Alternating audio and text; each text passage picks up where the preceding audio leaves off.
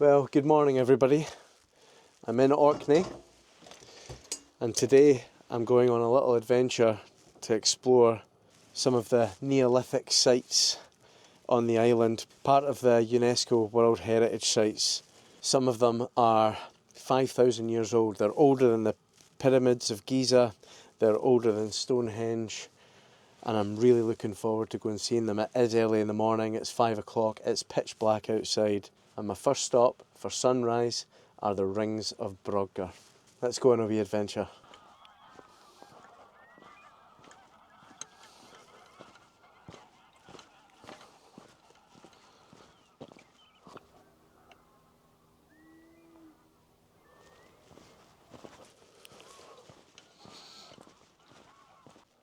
Right, so it's about 5:30 in the morning and I'm about to see a sunrise at the Ring of Brodgar, which is the third largest stone circle in the UK. I'm walking along the path and I'm not going to lie, it's pretty eerie. I think I can see the outline of them up there.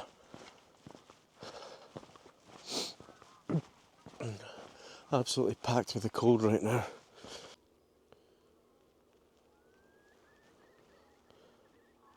There they are.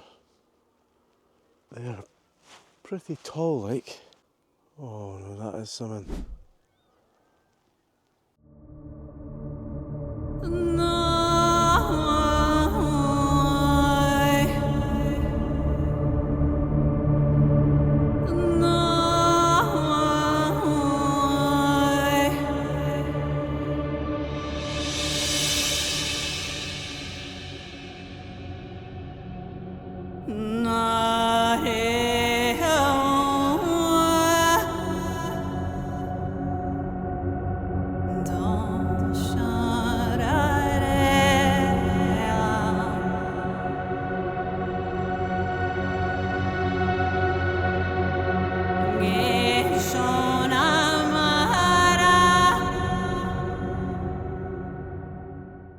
Well, the Brodgar Stone Circle just has me in awe. Just watched a beautiful sunrise and it's quite strange when you're here in the pitch black and you've got your head torch on. You can obviously hear the animals and stuff. It's quite eerie and I don't know if it's my imagination or what, but I'm pretty sure I heard a couple of screams. It was quite unnerving. And it's incredible to think that these stones have been standing here for almost 5,000 years. You know, 2,500, 3,000 years before Christ was even a thing. We don't actually really know what they're here for. You know, I mean, they do kind of line up with celestial objects, you know, the sun and the moon cycles and things like that, but we don't really know. But there's an old sort of Celtic folklore, which is that there was giants dancing to a fiddle and they were having such a good time that the sun came up and they didn't realise and they were frozen into stone. Now, I think I prefer that one. It's just an awesome, awesome place. And I know you're not meant to do this, but I'm going to do it anyway and see what happens.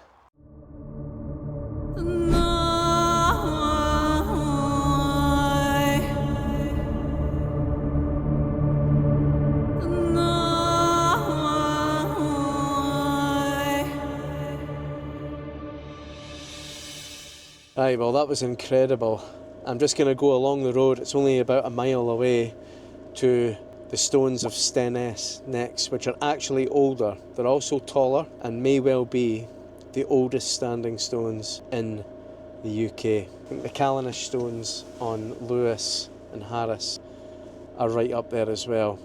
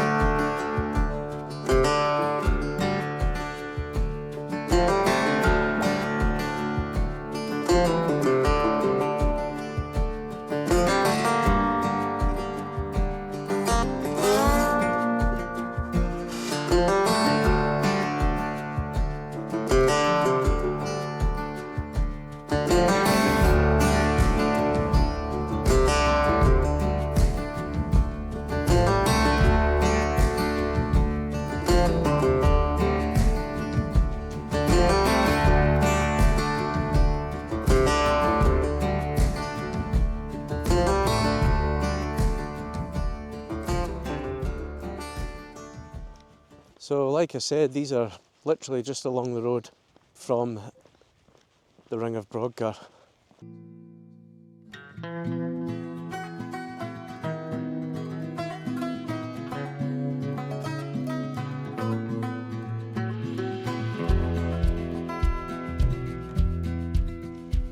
It's just a field full of sheep.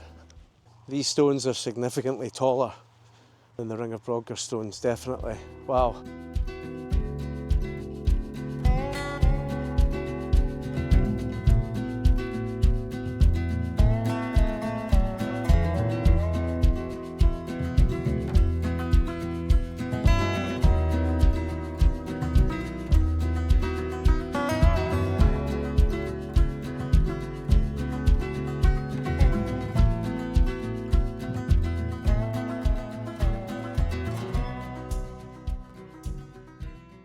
I absolutely love this type of stuff. I'm not much of a history buff or anything like that actually, and most of the information that I speak about when I'm on camera like this and for my YouTube channel and for Instagram or whatever are from the signs that you see when you go to places. I'll maybe have a little look online as well, especially when I'm going to old places like this or castle ruins and stuff like that, because I like to be able to go to the location and use my imagination to try and piece it together. It's hard to grasp, you know, when you're standing next to those stones, how they could have possibly got the stones there in the first place and then put them in the ground like that. It's really impressive. Just love the magic to it all.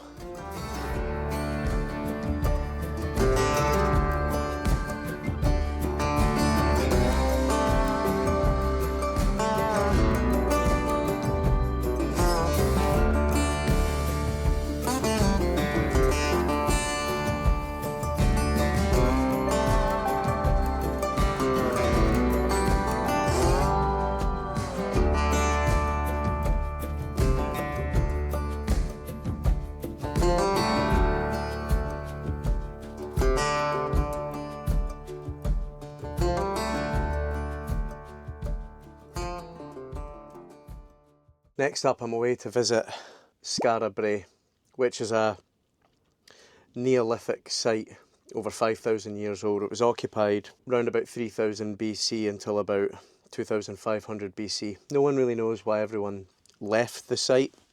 Some say it was a storm, etc., but it was covered for many years. It was actually discovered in 1870 when a violent storm actually unearthed it all. Since then, the site's been excavated.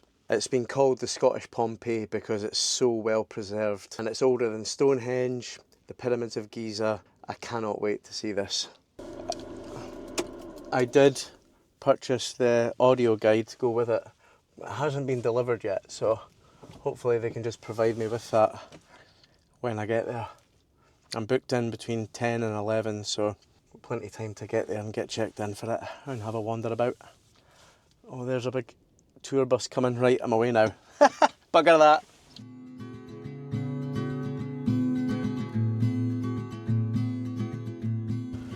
So I'm at Skara Brae, got an audio recording, audio tour in my ear, but we're going to walk through right at the start the reconstruction of Building 7, which we'll get to on the site, and this is kind of what it would have actually looked like back then.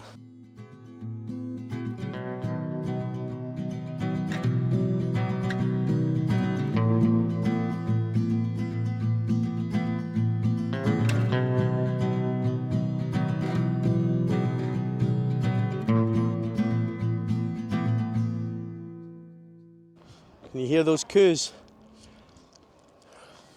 Fucking noisy buggers. I hear ya. God, life's not that bad.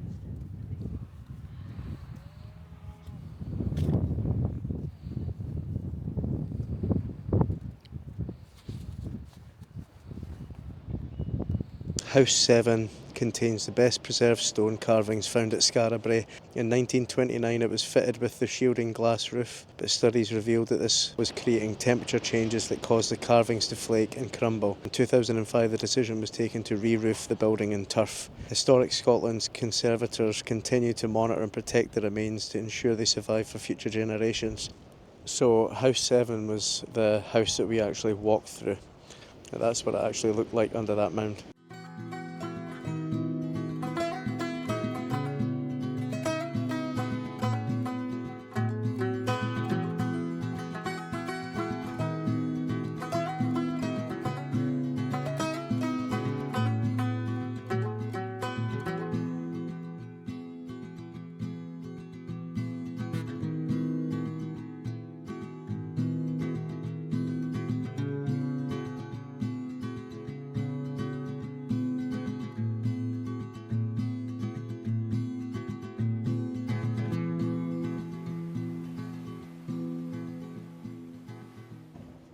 I actually can't believe that this was occupied 5,000 years ago. Now it's just so well preserved.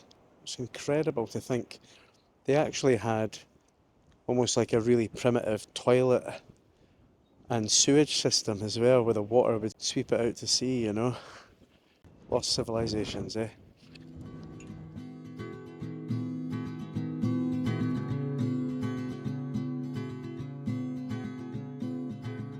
So I'm going to go and visit Scale House, which is right next door. It was home to the 7th Laird of Bregnes, the man who discovered Skara Brae, and the man that's also responsible for putting this little window in house number 1, because his daughter used to like playing in house number 1. After that eastern part of the wall was destroyed during a storm, he rebuilt it and added a little window for her to play in.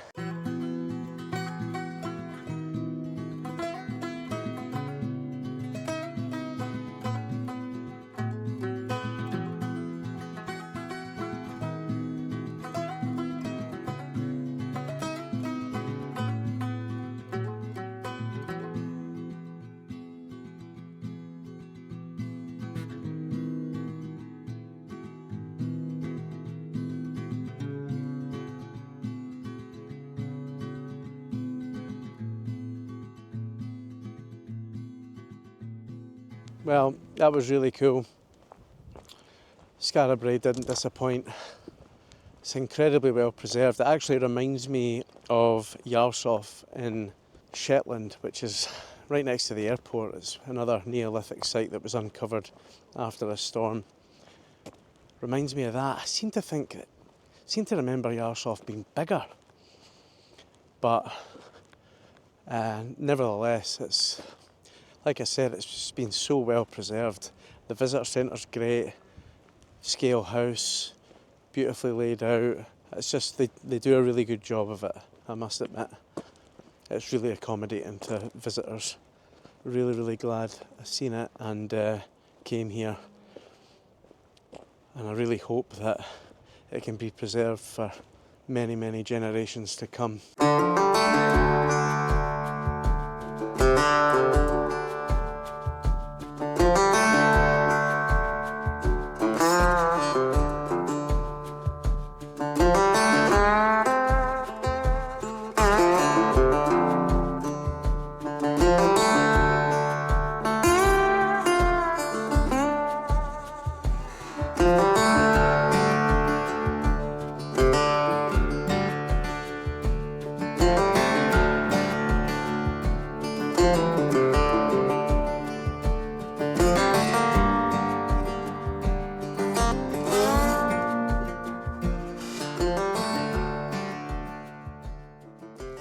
Well folks, unfortunately no photography is allowed inside Maeshowe, but the guide was absolutely incredible, and it doesn't appear to be an actual burial chamber. There's a lot of evidence to suggest that it isn't, but the Viking and Norse inscriptions on the wall are just utterly breathtaking. And the fact that we know the alphabet and have decoded them, and some of the messages on the wall are actually quite humorous. We've not changed very much if you think about the graffiti you get on public toilets to this day. But just the masonry, the stonework, the engineering that went into it, and the fact that the setting sun illuminates the inside of it, which creates almost like a doorway to walk through, a doorway of light, and how they figured out how the setting sun would do that with a single standing stone nearby by measuring the length of the shadow and the direction of it at the lowest point for the winter solstice. It's utterly incredible. However, the guide did tell me that there is a tomb I can go inside, an actual burial chamber called the Cuween Hill Chambered Cairn, and it's not too far from here. So I'm going for it. Let's go.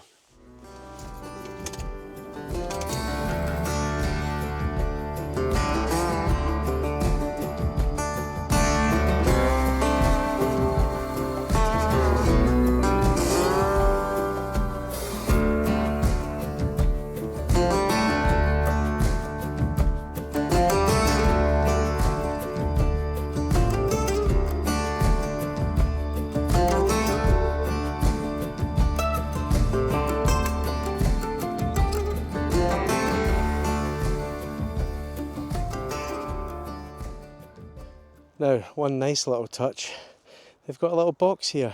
It's got a torch in it for you to use. Look at that. Happy days.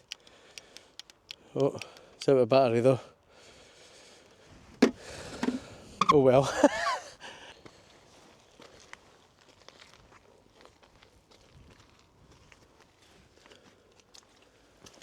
Oh my god, it's so low.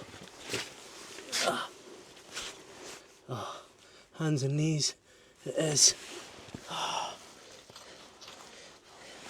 It's wet and it's muddy. Oh, well, I'm not wearing these jeans for the rest of the day. Trying to avoid the big puddles. We're coming here now.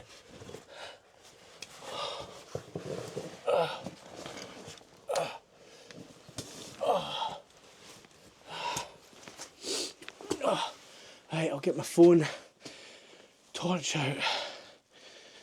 Oh.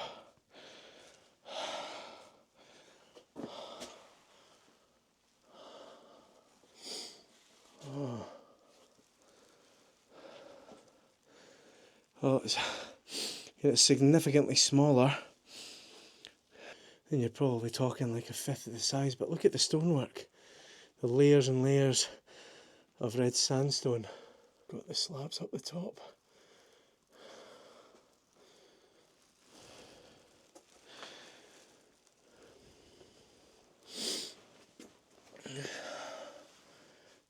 too small for me.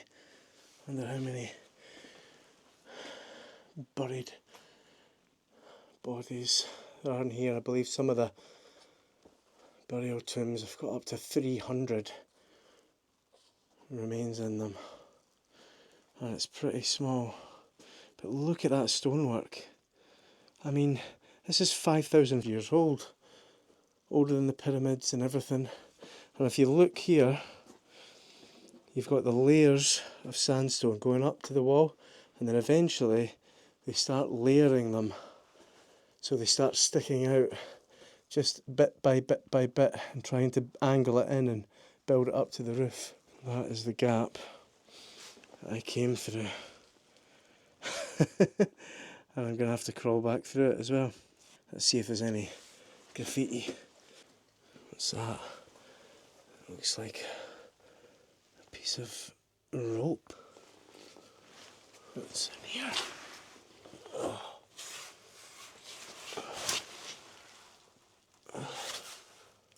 Oh, look at that. Another little chamber. Oh, this is pretty crazy.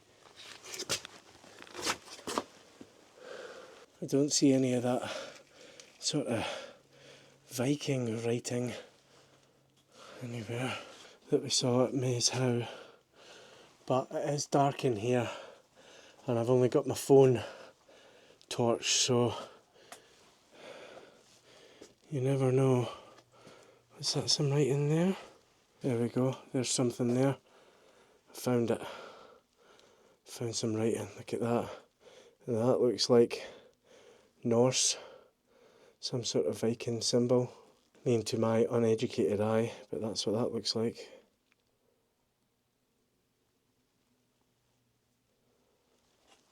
Well, I've had a good look around here. I was going to go inside the smaller cavities, but it's just soaking in here, and I'm already soaked and incredibly muddy.